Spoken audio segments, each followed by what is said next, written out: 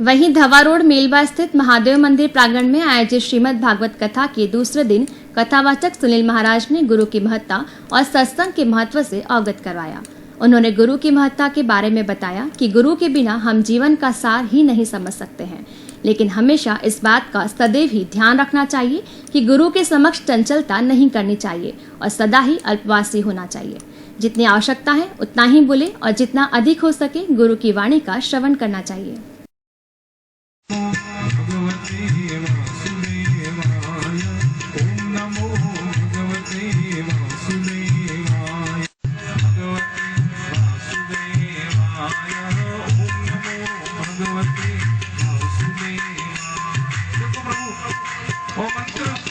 आप सबने बोलना है, आप सब जना बोलाला तो भगवान जल्दी राजी रहना। ओम नमो भगवते वासुदेवाय।